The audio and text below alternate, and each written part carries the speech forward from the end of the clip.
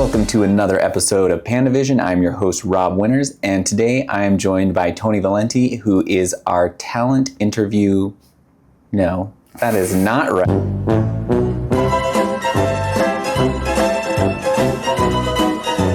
Selection interview specialist.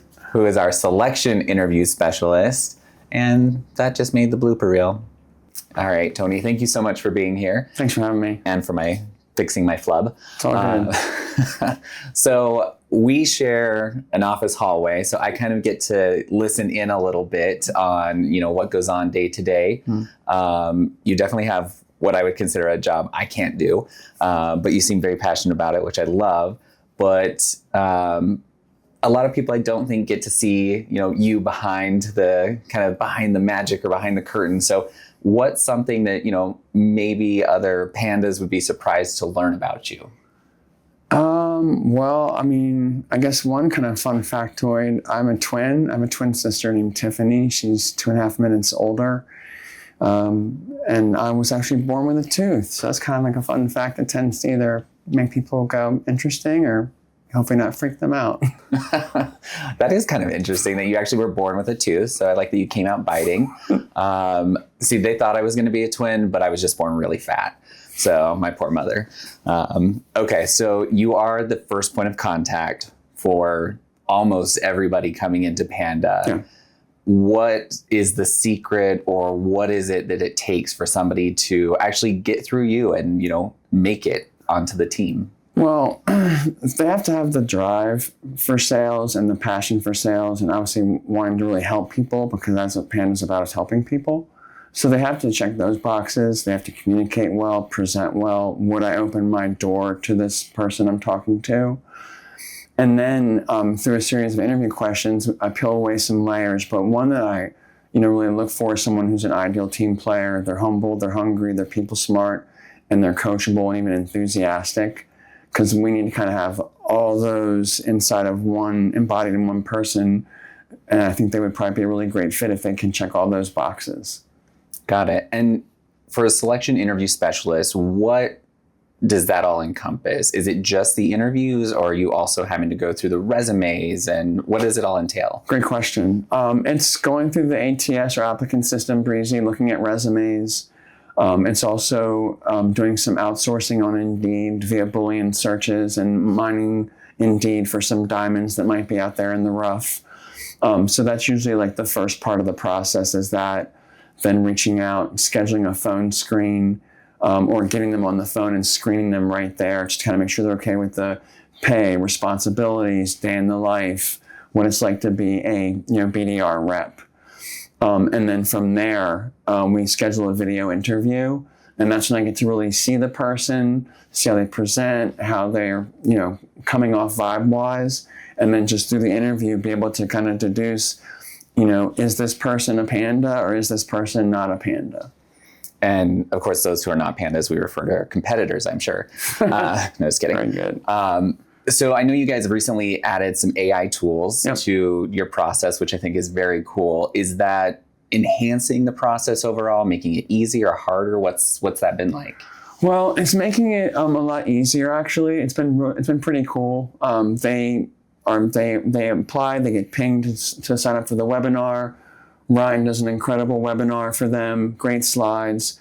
Then they're pinged to schedule an interview with me on video, schedule the interview on video, take them through it, and then at the end of the interview, have them meet with one of our directors and then see about bringing them on board to the team. It's been great because when it comes to the interview, they're texted about the interview being scheduled. They're texted the morning of the interview, an hour before the interview, 30 minutes before the interview, 10 minutes, and then 5 minutes. So the constant reminders have been a huge help for people actually showing up to the interview. Pre the AI system, Camilla and myself and Oscar, we would text the candidates in the morning, hey, can't wait to meet with you, see you around this time, or right before the interview, just to confirm they would show. And we were having some success with that, but we were still having a lot more, I think, people not show up. But with the new system, I've already seen a difference with people showing up for the interview. That's awesome. So yeah, you can't really use the excuse, I didn't get the message, and if you did, it's like, well, that's somebody who's not going to be a candidate. Most Exactly. Likely. Yeah. Got it. I like that. I also love automation. Okay, so you are seeing a huge swath of people who I imagine come through from the good, the bad, to the ugly. Yeah. What would be somebody who maybe you're talking to them for the first time? Is there something that would stand out to be like, wow, this is somebody who's going to be a superstar? Like, is there a trait that you can identify or that you just kind of have a sixth sense for? It's just, since I've been doing this since '02 in recruiting and TA, and I think it's just, it helps. Hearing them, I can hear things in their voice, so I know when someone's interest goes from 100 to 0. So there's certain things I can pick up with my ears. It's even better when you're in front of the person, because that's when it's raw, it's organic, and there's no hiding. And there have been some pretty interesting situations of me watching people on camera. In fact, I signed on to the video and I had a candidate. She was in the middle of cleaning her bathroom. I'm not sure why it was an opportune time to clean the bathroom. But yeah, I mean, when you get situations like that, you're like, okay, this is not going to work out. But usually upon first glance, if I don't see them smile, it's already kind of a red flag. And then just see how they are through the cadence of the interview. And I can usually tell by how they answer certain questions. Like someone even who has no experience at all today, in fact, comes from the healthcare arena, was a CNA, he's going to be great for North Carolina, he's going to be amazing, definitely leader qualities. And when I asked him, what do you do when you're at the door and someone says no? How do you continue the conversation? And he crushed the answer. For someone that's never been in this world, his answer was perfect. The only thing that I fine-tuned was, you did great. Just pose them as questions and it's going to happen. So when you get someone and they can answer a question and you can feel the click, this is going to be a great fit. And I have to go back to the person cleaning their bathroom, because I'm never going to get the opportunity ever again to make this joke, but what a shitty interview. I've got to take the opportunity. You're welcome. Thank you. That just made my whole day. Well done. Yeah, we can end the day now and cut it out from here. But kind of going on that theme, when you meet somebody that, is there ever a time where you're like, this is just a candidate that we need to kind of end this interview now and I'm going to move on to the next? What are those traits that maybe pop out? Yeah, well, and not to discount the person too much, because it's a bit of a heartbreaker, because at the end of the day, I like helping people and getting people jobs, because bills and children. And that's the sad thing, is when you have situations like the one I explained, it's like a, oh boy, here we go moment.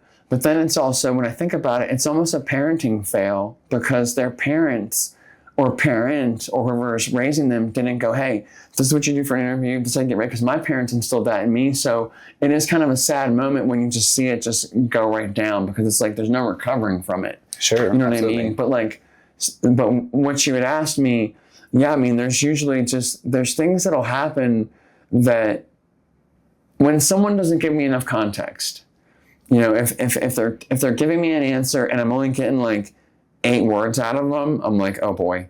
So that's one right there. Another one could be where just kind of the appearance.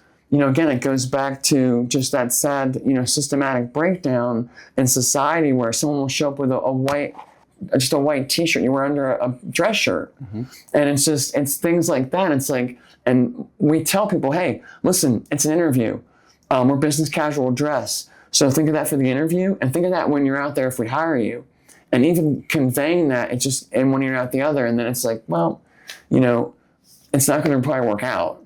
So there's social ticks more than kind of anything else, but the physical does kind of come in, because you want to be able to open the door to Tony and go, yeah, I want to talk to this guy. Right. You know what I mean? Yep. So there's a few things, but not many, because usually it just takes one thing. And that's what's kind of sad about it. You know what I mean? Yep. But, it is what it is. That's why we just make sure that we thank people at the end. We want them to feel appreciated for their time and for even considering Panda. So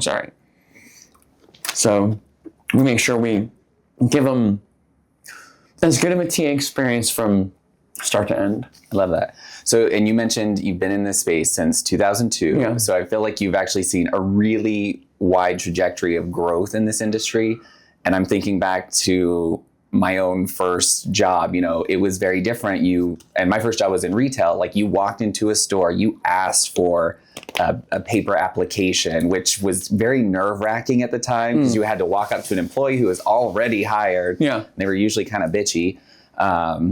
This is all 20 years ago, but kind of in that sense, the way that the world has evolved, where it's all pretty much tech-based, you're interviewing people over a screen, Zoom, etc. Have you seen a change in just the way people behave because they've got that distance with a computer or a phone where they're not in front of you for interviews? Yes. I think that the video interviewing era has its pluses and its minuses, like the girl cleaning her bathroom. There was another candidate who had something very inappropriate, I won't say what it is, in her room, and I could see it during the interview. So, I'm sorry, could you just repeat the question one more time? Yeah. I'm sorry, I got lost. No, absolutely. The difference between the video era, right. Yeah. So, it has its drawbacks because people, for some reason, aren't ready, aren't dressed, have things in the background you shouldn't be on an interview. And then on the other side of that, you have people that are ready to go, that look sharp, that are in a good spot. So it's kind of like there's a fine line, between the two.